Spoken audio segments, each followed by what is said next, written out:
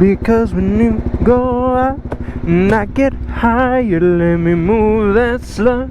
It lights my fire. Oh, oh, oh, oh, oh, oh. Don't know what you came here for. Oh.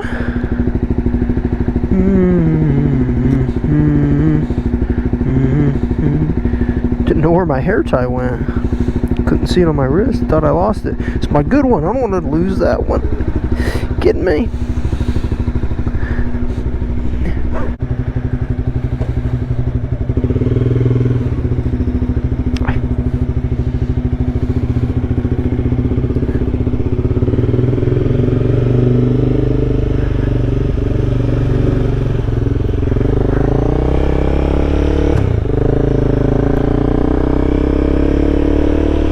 Left turning traffic must yield to traffic from right.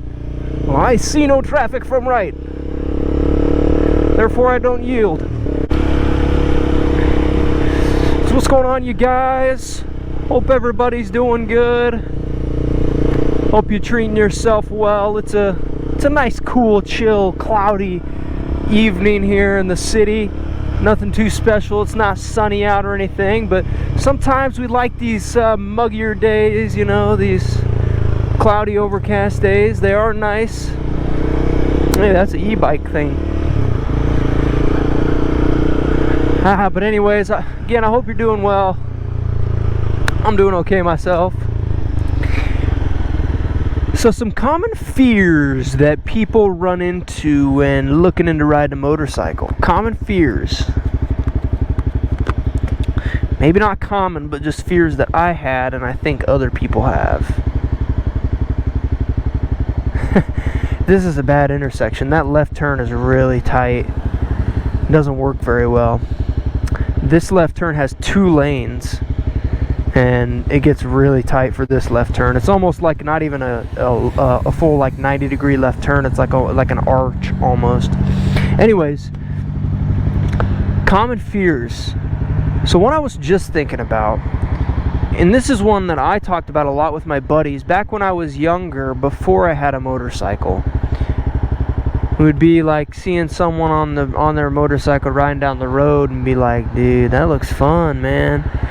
And then we get to talking about the dangers of it and everything. And my buddy was always like, yeah, one little rock in the road and you're done. You know, like one little bump in the road and you're done. And I would agree with him. We would both kind of say that. You know, we'd both kind of agree and talk about it. We're like, yeah, dude, that would be just horrible. But completely untrue. Anyone that rides a motorcycle knows this. While small things like that in the road may be a hazard, they're not going to send you flying through the air or sending your motorcycle flying through the air if you hit one little small bump. The very, very, very first thing I noticed on the first ride home from getting my motorcycle license, I know I mentioned it in a different video, right when I got my motorcycle license, I rode the bike home. Right?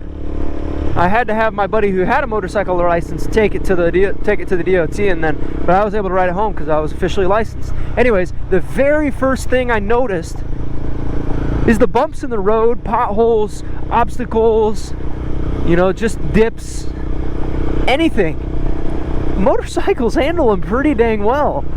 And this was very surprising to me because I thought like riding a motorcycle hitting the road, the bumpy road was gonna be like, like shaky and shaky and shaky and just so dang annoying. But it's not, man. I'm telling you this right now, and maybe this is just something that I was surprised by, but man, motorcycles handle stuff like that very well. You know, if you think the motorcycle is just a rigged, you know, just one frame kind of thing, one solid frame, that may be why you think that way, but man, they have a front and rear suspension system that both work dang well for bumps. Like I used to think just even small little divots like this would cause me to like have to be a little more cautious, but no, I mean this, I hardly even feel them. And you probably don't even notice them on the GoPro because the camera stabilization it has is phenomenal, so it doesn't pick them up very well. I think also people do tend to worry about balance on a motorcycle, and that's reasonable because it's two wheels. When you're not moving, the bike does want to go down, lay down flat. I won't talk about what's it called. There's a type of force when you're moving. When you're moving at a speed, motorcycles want to stay up. Hence why sometimes when bikers fall off their bikes suddenly, they tend to actually keep riding straight on two wheels.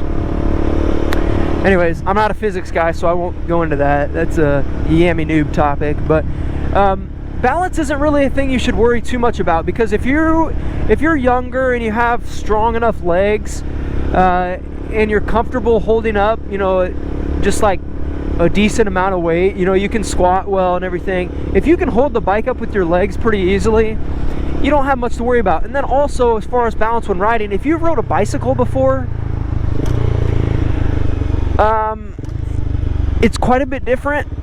It is quite a bit different, as I mentioned in the video before, because of the weight. But once you start riding, you'll notice the similarities between a bicycle and that. And I did a lot of bike riding when I was younger. Getting on a motorcycle, the balance was nothing for me. As far as once I started riding and started moving, balance wasn't anything to worry about. Now, being a very good technical turner and, you know, having proper turning was a little bit more of an advanced concept for me that I've gotten better at. But that's really the main difference between a bicycle and a bike, is the, you know, the turning and obviously the weight and speed and everything. But yeah, don't worry about the balance. The balance really isn't that hard. Bikes want to stay up when they're moving. It's like if you're worried about, say, going at 38 miles an hour, that the bike just wants to tip over like this. I mean, look, I'm literally pushing the bike and it wants to stay up. Like, I'm trying to push it to the side and it just doesn't, because I'm going 30 miles, you know, so it wants to stay up. Don't worry about balance. What's another one? Let's see. Oh, I think people might be a bit worried about road hazards, like stuff that flies up that potentially hitting yourself, hitting your car, like bugs, external stuff like that you don't have to worry about in a car.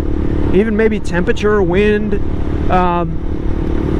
weather, we'll say, weather and just conditions, hazards like rocks flying up from semis and stuff, that kind of stuff. Simple answer to that. That's why you wear gear, right? You know, if you're wearing a full face helmet, you don't really have to worry about bugs. It may be kind of gross when they hit your windscreen on your helmet, but you don't really have to worry about them. If you're wearing a full face helmet, anything really hitting your helmet, you pretty much don't have to worry about. Even like a rock. Now, I've never had a rock hit me from like a semi going like 70 on the highway. That might be a little bit different if it hits you right in the windscreen, but I doubt. I mean, I'm punching my windscreen pretty dang hard there.